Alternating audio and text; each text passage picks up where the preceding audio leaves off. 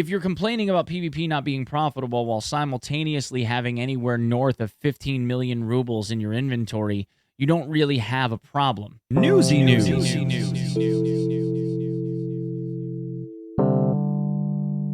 Hey everybody, my name is Onepeg. There was a podcast a couple of days ago for all things related to 12.12 and the future. The podcast, which was on Battlestate Games' channel, was hosted by Red7 and flanked by Glorious E1, Gingy, Landmark, and Hyperrat. Oh yeah, and Nikita was there too. Right. Nikita kicked things off by saying that 12.12 was supposed to put out dailies instead, but Nikita pushed it out early. It was live as of 2 days ago. People that offer a daily task are shown in the UI with this green check mark, and there's a 24-hour timer for the duration of the remaining time on the mission. And as a reminder, the tasks are unique to each person with different randomized rewards. On Twitter, someone even ended up sending me a mention with a picture of a rival's armband as a reward. Nikita did say that at some point there would be like a group PvP option or a grouping option to be able to, I guess, have everyone succeed at once. But for now, the tasks are relatively simplistic in nature, with finding or bringing back items, kill tasks, and tasks to extract from the map. Hyper ended up asking if there would be something that could go wrong with your hideout, for example, and you would need a task to repair it, and Nikita said no. The tasks would be more simplistic and goal-oriented and not intended to cause you the need to have to fix something in order to be able to continue. In the future, he said that there would also be global tasks with a pooled goal for the entire player base, and then everyone would get a reward based on those goals being hit. There is a small chance that the dailies that you receive will end up proccing a very hard version with a lot of goals and a large reward. There will also not be any gain or loss of reputation for the traders based on a completion or failure of a daily task, and the difficulty and complexity of these increases based on character level and also experience. So if you've been taking like multiple easy ones and failing them, they're not going to make them more difficult. The system will react to how well you are able to adapt to each one of the task types as they come up, and it seems to be banded in difficulty around every 10 levels or so. Next, there was a conversation about progress toward 12.12. In the next year, they plan to release Streets, meaning 2022. They wanted it to be this year, but COVID pushed it, which we all have heard already. Nikita says in 2022, they are going to release the full game. So Streets sounds like probably Streets and Terminal, which is the newbie map, will probably be released around the same time, and then the game will go into full release, probably coinciding with Streets coming live. If they must cut the game off for the design features that they're planning or implementing, then so be it, and then the remaining ideas that Nikita has will be pushed into a DLC release, and there are some core features that still need to be finished, mainly the storyline questing system and the questing system around the storyline quests, like in-raid faction leaders and vendors, for instance, which we're going to be able to preview a snippet of that in Lighthouse, I guess. He said he didn't want to talk much more about the core features being added because he wants to keep things a surprise, at least at some level. But we do know that Inertia and VoIP are coming in 12.12 because Inertia is already being tested on like the ETS servers, for example. I know that they are working away on that. Nikita also accidentally confirmed at this point that there would be a wipe in 12.12. So when 12.12 goes live, which is supposedly before the end of the year, that is when we're going to see another wipe for Tarkov. So as I've been saying for, I guess, 6 months now, that when Lighthouse went live, that there would be a wipe, and that Lighthouse was likely getting pushed to like late November or December. It would make the most sense to have a marketing event surrounding the addition of Lighthouse, Inertia, VoIP as a major overhaul of the game, along with Unity 2019 implementation, and having all of those things kind of coincide with a very large patch, along with a wipe, to coincide with Christmas and the New Year. It just seems like that's the way that we're going to end up having this happen. From here, there was kind of like a Q&A with the streamers about bugs and stuff, so I'm just going to kind of go through what they talked about in the order that they talked about them. Hyperrat asked about quad damage, meaning that raiders sometimes will visually look like or audibly look like or sound like, fire one round, but it ends up hitting you like 3-4 times. Nikita said the logs aren't supporting this claim, so it's likely a visual bug or some kind of like desyncy thing between the client and the server. There was also a question about raiders spawning on button pushes in labs.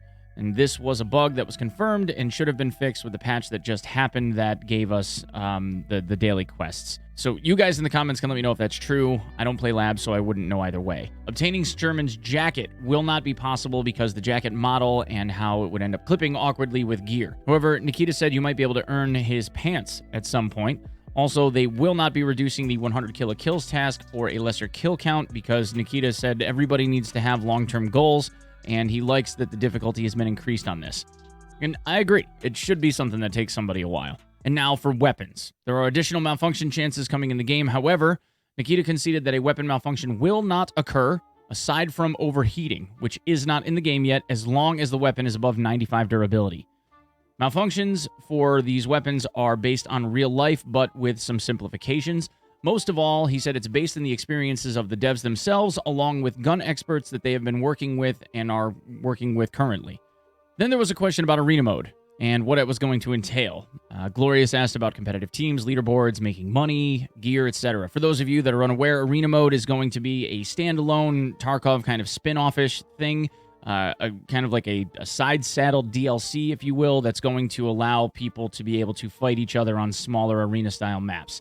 Nikita said he wasn't going to give away too much, but the first part of Arena's info, like the mainstay of the info, will be given in the new year. However, if you have a copy of EFT already, you will be able to bring in your own gear. If you own EOD, the highest level of package for Tarkov, this will include Arena mode because Arena is a DLC, it's going to get included. Arena will include training PvE sessions as well so that you can have your friends or like teams, whatever, hosted by EFT servers so that you can fight against PvE tactically. You will also be able to play group PvP against other people, and there will be ranking systems. So you have like unranked PvP and ranked PvP. In the past, Nikita also had told us that players are going to be lootable, which is interesting. So the PvE stuff and the practice modes and stuff are things that people have been asking about for a long time. So this is good. This will give us some ability to practice with our friends. I kind of like this. HyperRet then asked about arms taking hits and whether you were able to guard your chest through your arms. And Nikita said that this has been modified a few different times, that arms are able to be penetrated and that this shouldn't really be something that scrubs off damage anymore. It's minuscule. However, Hyper said something about a 338 Lapua round hitting him in the arm and not penetrating to the chest, and Nikita said he would look into it, but it sounded like there might be like an older bug that kind of resurfaced for some reason.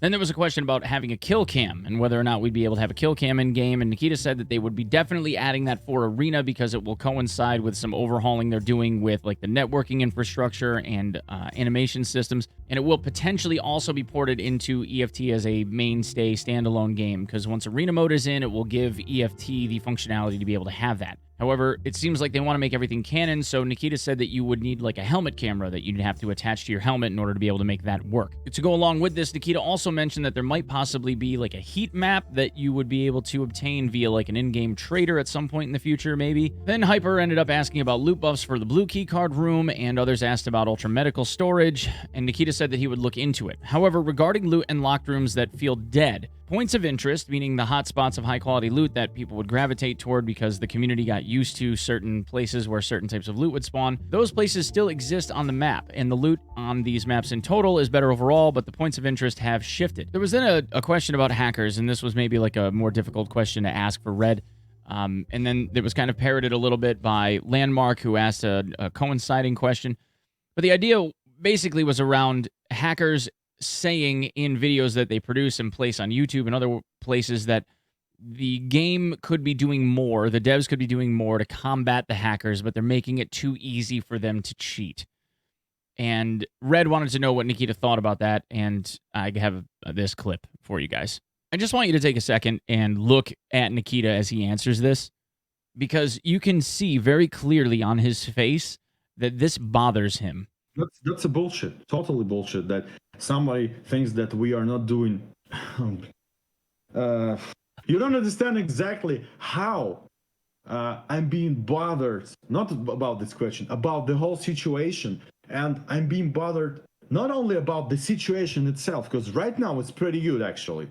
Again, about cheaters and stuff. Yeah. I'm bothered about insinuations, how to say it in English, these provocational things that we are kind of not into. This kind of bothers me more because it's unfair, because and not only I, like a lot of people spilling blood, fighting with all of this shit. If this doesn't actually bother him and he is acting, he deserves some form of award, recognition for this performance, because this looks like one of the most genuine things I have ever seen somebody say. You can tell just by his body language that this bugs him. Landmark then asked Nikita if he thought that bundling multiple licenses of the game and selling them at a discount ended up being something that contributed to cheating. Nikita said that he wasn't seeing an uptick more than normal or a cheater influx in the game as the result of a sale or a bundle discount. But he said that there might be a sliver of truth to offering, 5 keys to a single purchase for a, 25 or 30% off discount. And he would look into it and see if it's something that they wanted to continue to do. For a Halloween event, scavs are supposedly going to be back with pumpkin heads along with something else, which Nikita won't tell us, but he smirked and said to subscribe to their TikTok. There was a YouTube short recently of a scav cutting up an idea rig, and the question was what that was a teaser for. Well, we didn't know it at the time, but the teaser is actually for a thing with Ragman having a shortage of gear. The scav that was in this video was talking about how he was cutting up an idea rig in order to be able to make some for somebody else, because there weren't any rigs purchasable from Ragman currently, was the reason why he was doing it. So right now, everything that's made of different textiles that are found in EFT or things that you can craft out of textiles in the hideout became significantly more expensive. Nikita also said that there would be seasonal changes like snow added potentially in the future. There will be a new ballistic system coming before the end of the year, meaning physical travel of the bullet, velocity, and the impact force on like your chest, for instance, is going to all be modified and tweaked. There was a question about whether or not there would be a raider boss potentially in labs or anywhere else, and Nikita said that he liked the idea of bosses and that possibly they could include like a raider boss, but that raider boss could have a chance to spawn anywhere that raiders spawn. He said that there's a revolver shotgun coming soon, and then soon after revolver handguns, but no word as to whether or not that's going to happen in 12.12 or after the new year. Then the conversation shifted to something larger. There was a request from 3 or 4 of the people on the panel to make PvP more profitable. PvP only costs money because of the cost of ammunition primarily, and the argument was that it doesn't make money and that players had a tendency to avoid PvP rather than engaging people due to a risk of loss. And Nikita kind of looked at them and said like, okay, so what's the problem? And I think what he's really getting at is that this is EFT. That's what EFT is about. You have the open decision to engage people or not. If loot becomes relatively trivial to the point where no one feels the nervousness of needing to retain it because of that fear of loss, then no one cares about the survival aspect of the game. And the point is to get out. You're supposed to live. You're supposed to get out with more than what you entered with. If someone doesn't feel confident in engaging with another player and they decide that they're leaving, that's on them. And while everyone would love to be able to PvP more and win all of those engagements, don't get me wrong, if you're complaining about PvP not being profitable while simultaneously having anywhere north of 15 million rubles in your inventory, you don't really have a problem. From 30 plus million on, you could probably play Tarkov day in and day out for a solid month before you actually went broke. Even if PvP was losing you money, if you are somebody that is arguing this and you have hundreds of millions of rubles in your inventory, you don't really have an argument. You just have greed. Then there was a question about a new container introduced between the Epsilon and the Kappa at some point, possibly in 12.12. Nikita said yes, this would be coming, maybe 12.12, but he didn't think that it was actually going to happen by then, so it might be the patch after that. And then lastly, there was a question about whether or not there would be loadout presets in 2022 or 2021. Nikita said after the new year, loadout presets are not high on the priority list at the moment. It looks like they're just really trying to get Streets out and then introduce this inertia system, get VoIP in the game, get Unity 2019 in the game, and then wipe the game. Anyway, that's what I have for today, guys. Thank you so much for your time. I hope you have a wonderful day. Please consider subscribing to the channel, like I said, and I will see you in the next one. Peace.